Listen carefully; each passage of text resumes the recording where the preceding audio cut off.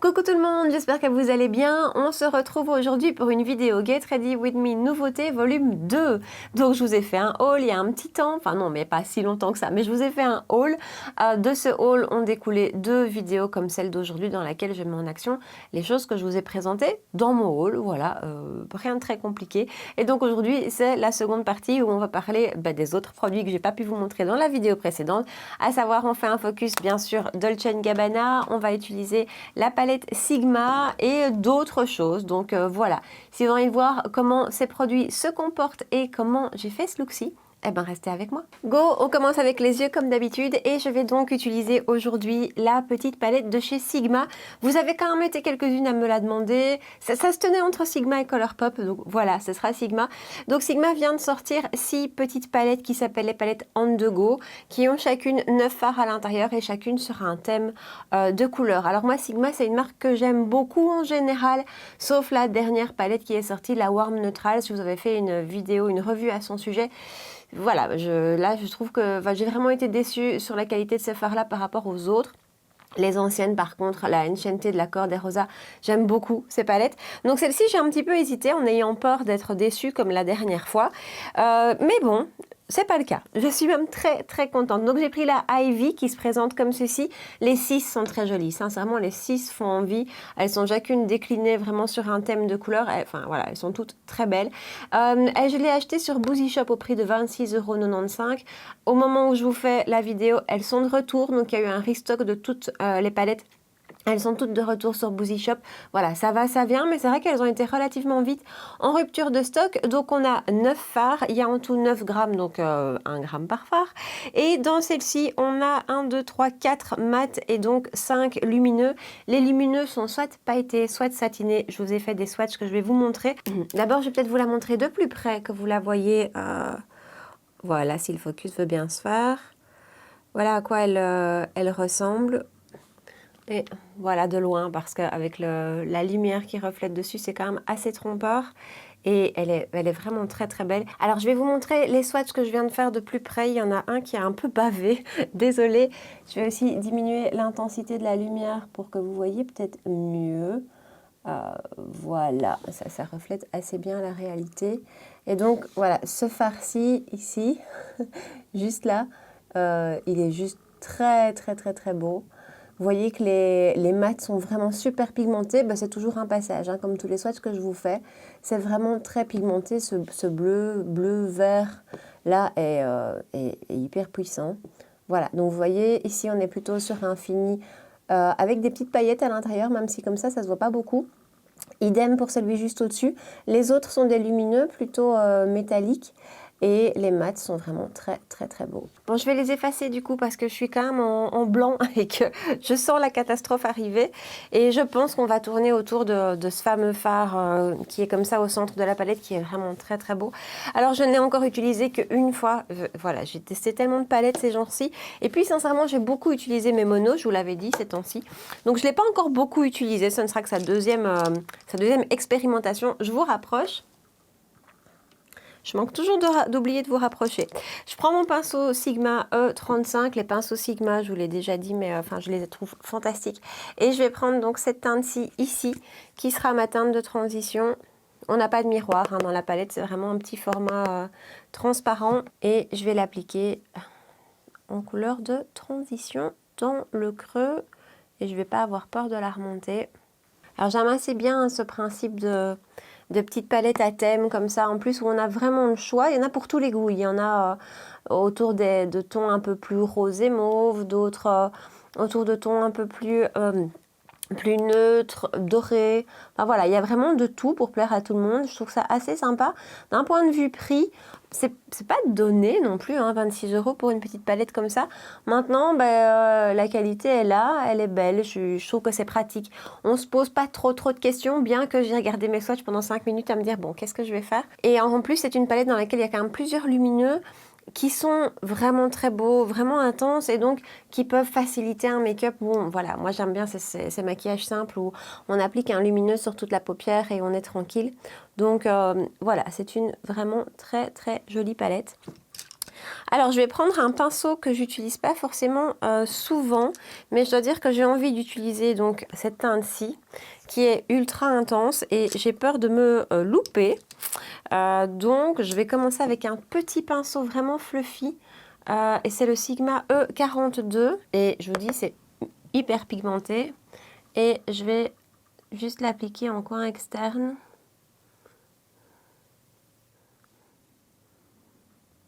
Bon, le pinceau est définitivement un peu petit, donc je vais quand même faire comme d'habitude avec un plat, le E27. Donc c'est le plus petit plat de chez Sigma que j'ai.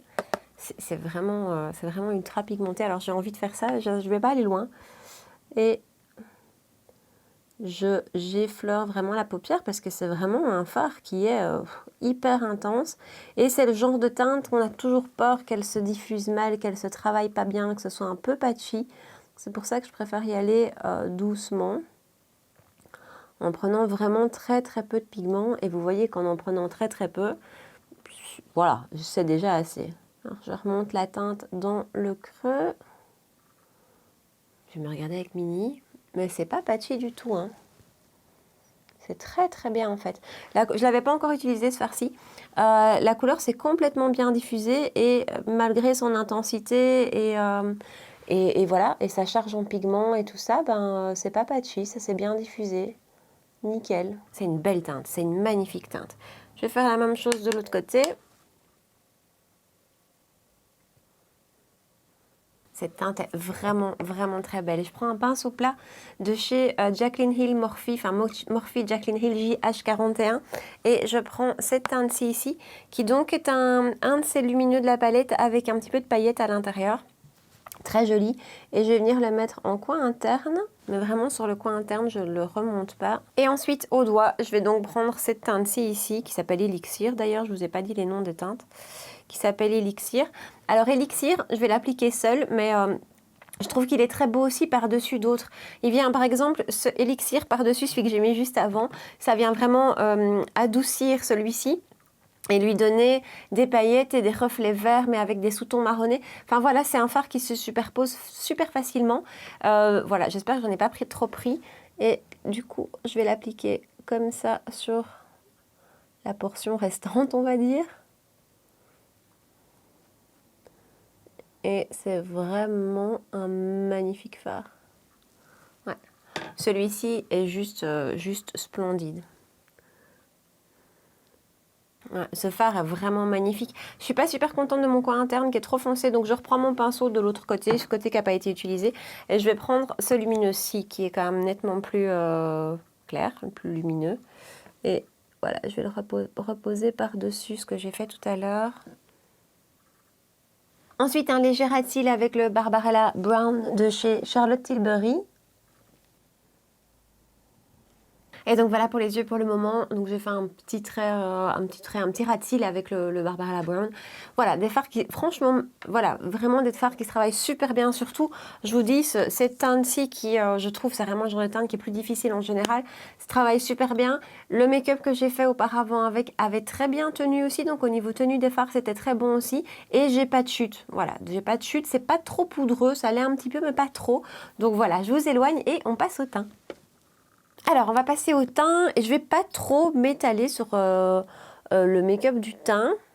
Je crois que j'arrive vraiment au bout de ma base. L'essentiel de chez Guerlain, ouais, ça va devenir difficile.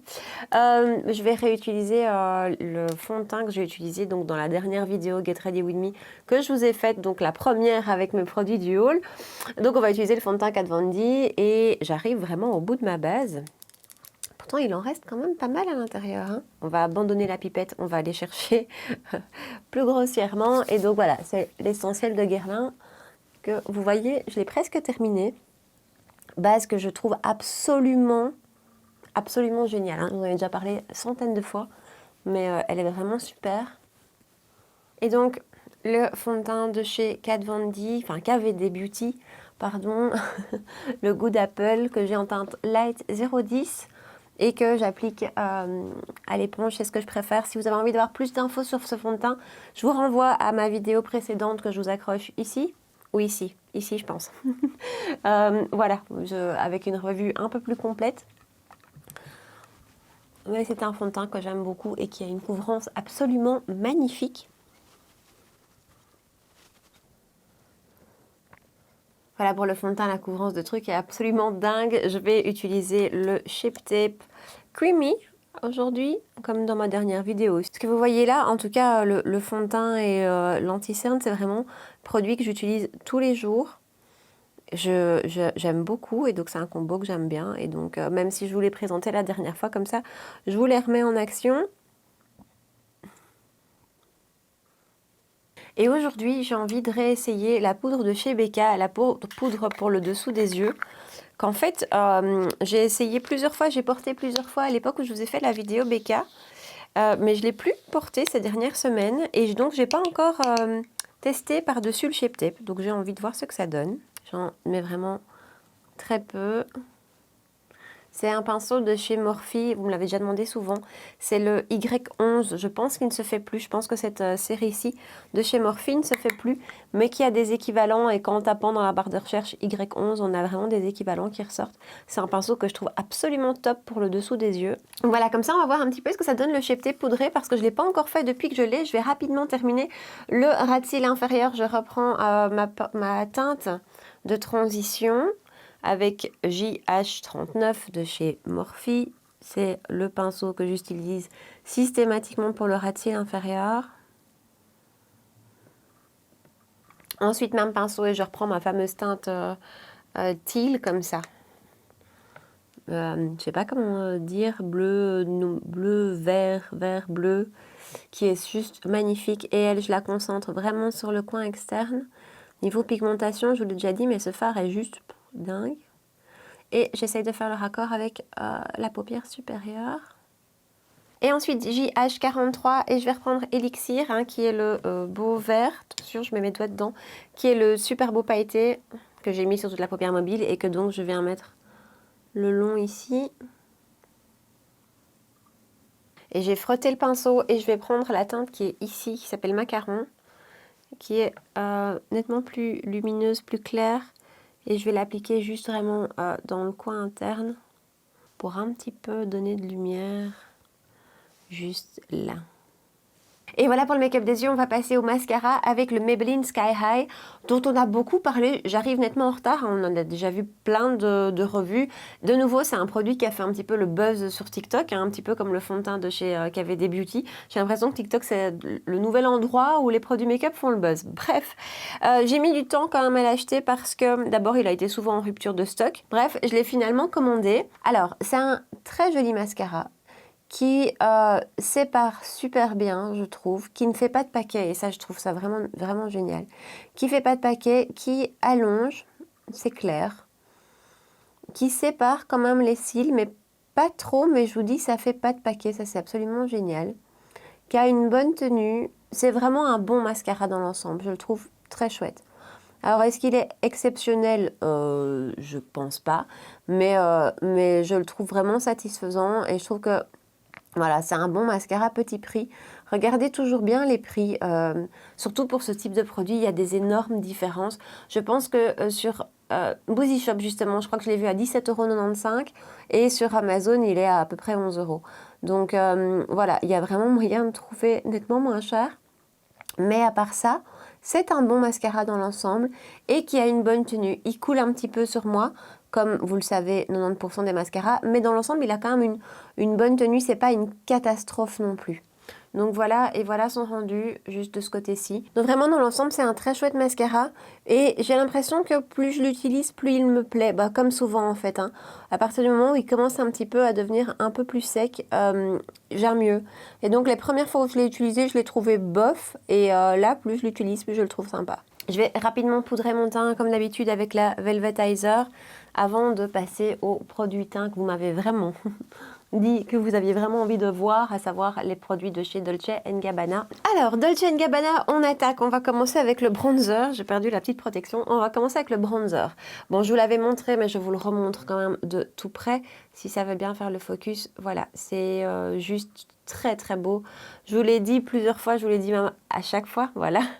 C'est un bijou, c'est vraiment un bijou. La poudre est splendide, le packaging est hyper qualitatif, un petit peu lourd, on sent que ça pèse, c'est vraiment très beau. Alors c'est le bronzer Solar Glow, le Ultra Light Bronzing Powder et j'ai pris la teinte 20 Sand que je viens de vous swatcher et qui se présente comme ceci. Voilà. J'ai hésité, comme d'habitude c'est quand même jamais facile de choisir sa teinte en ligne, j'ai hésité longtemps. Je pense que pour l'été j'aurais pu me permettre de prendre une teinte un petit peu plus foncée.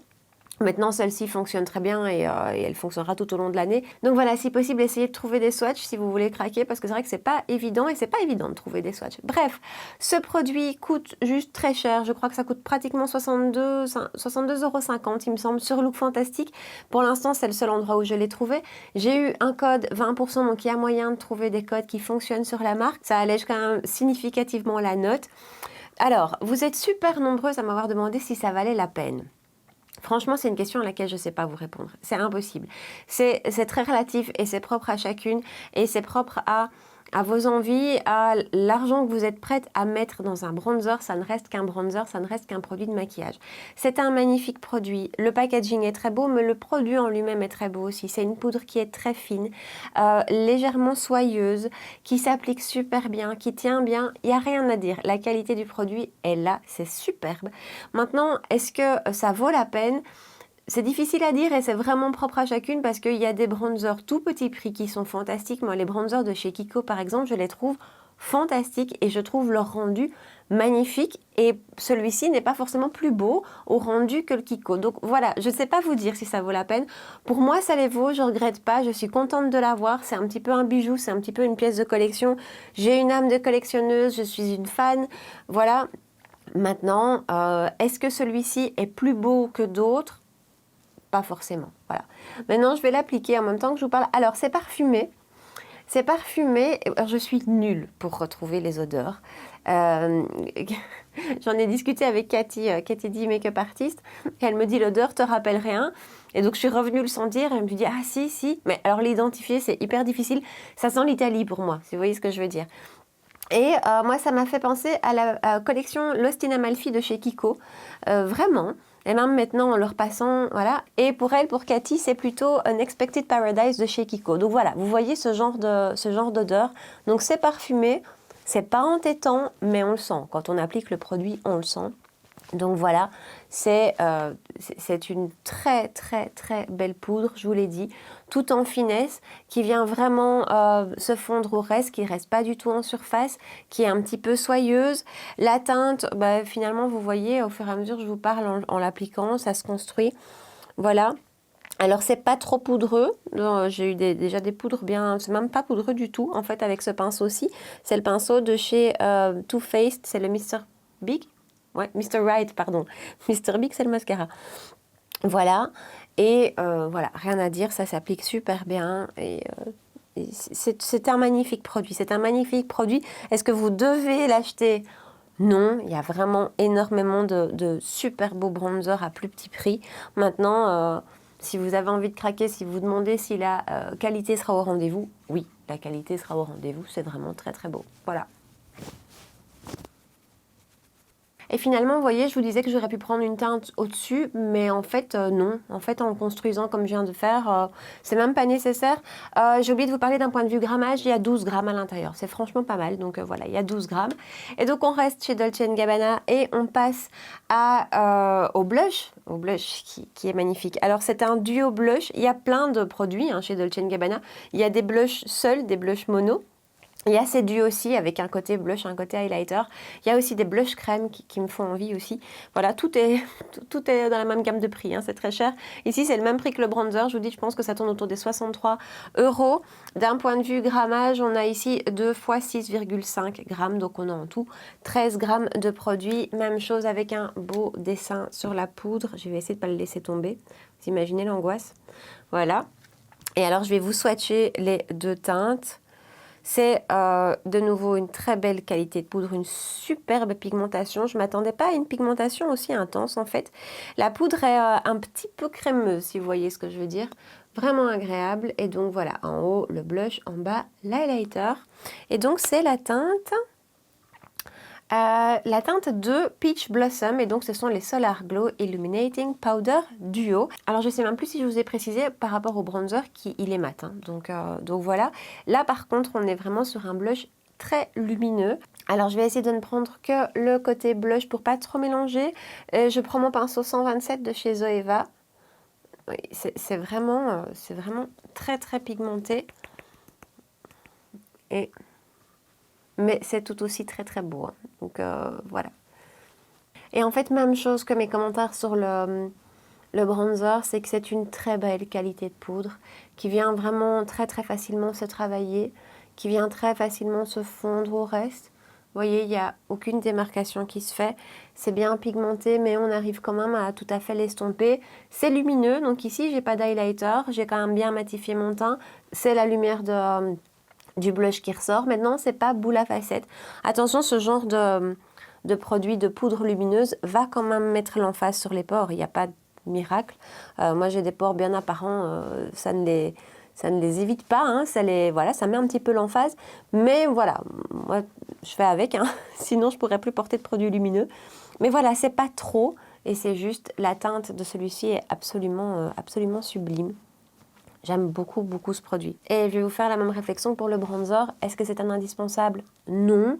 Est-ce que c'est une poudre qui est exceptionnelle? Non. Elle est très très belle, elle est superbe. C'est vraiment de la qualité plus. Maintenant, il y a moyen de trouver des blushs avec des très belles qualités à plus petit prix. Donc voilà, j'ai vraiment envie de mettre l'accent là-dessus parce que je dis pas qu'il faut aller claquer 65 € presque dans un blush ou dans un bronzer. Je vous dis juste que si, comme moi, vous êtes une collectionneuse, vous êtes une vraie addict et si vous avez envie de vous les acheter, si vous vous demandez quelle sera la qualité, parce qu'on n'est quand même jamais sûr, c'est pas parce qu'on achète du Dolce & Gabbana que ce sera de qualité. La qualité est là, c'est vraiment très très beau. Pinceau Morphe et Jaclyn Hill H09 et donc je vais prendre le côté highlighter ici et je vais la poser juste là. Et là aussi, même au niveau de l'highlighter, c'est très beau. Un highlighter que vous pouvez travailler et qui au fur et à mesure que vous le travaillez, il vient vraiment se fondre. Et voilà, c'est une belle lumière qui est là, hein, qu'on voit, mais qui n'est pas, je trouve, boule à facettes. Ça reste un highlighter qu'on peut porter tous les jours.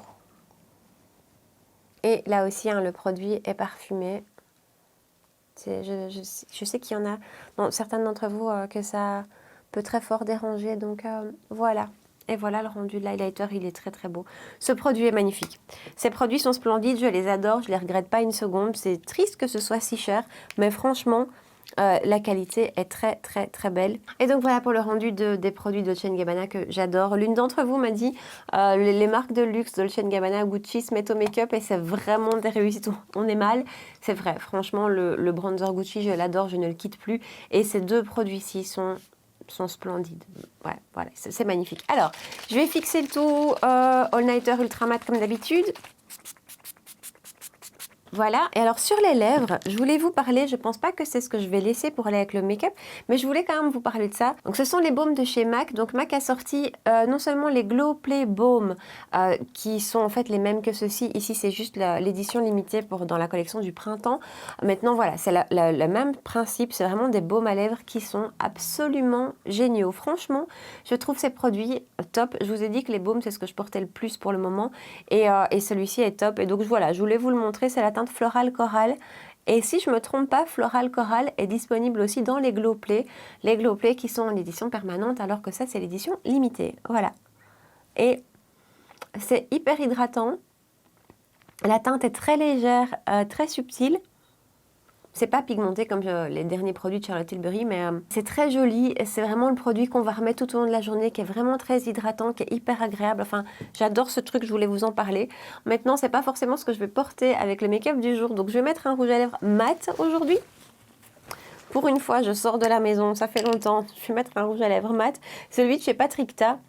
Ce sont les lipsticks. Et c'est la teinte Oh She's Single. C'est le nude de la collection, de cette collection-ci. Et donc voilà pour le look final. Alors on va refaire comme d'habitude, comme j'aime bien faire, un petit point récapitulatif sur tous les produits qu'on a utilisés. La palette est très jolie, la qualité est vraiment présente. Ce sont des très beaux fards qui se travaillent bien, qui sont bien pigmentés. Enfin voilà, j'ai rien à dire sur cette palette, elle est très très belle. Qu'est-ce qu'on a utilisé d'autre? Le fond de teint Kat Von D, vous savez que je l'adore. Le Shape Tape, vous savez que je l'adore. Le mascara, je le trouve vraiment pas mal. Voilà. Est-ce que c'est un indispensable? Est-ce qu'il est exceptionnel? Non, je trouve pas. Je trouve qu'on a fait peut-être un peu beaucoup de bruit autour de ce mascara. Il est bien, hein, mais voilà.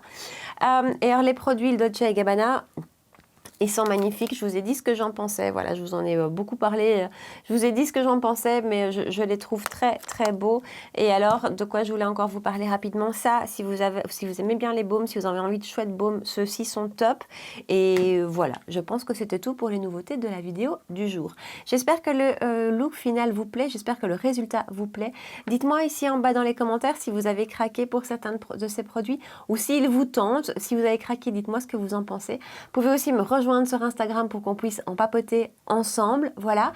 Si vous avez passé un bon moment avec moi, n'hésitez pas à me laisser un petit pouce bleu sous la vidéo et à vous abonner à ma chaîne si ce n'est pas encore fait. On se retrouve 2 fois par semaine pour des vidéos make-up. Voilà. En attendant, je vous souhaite une très très belle soirée et je vous dis à très bientôt. Ciao!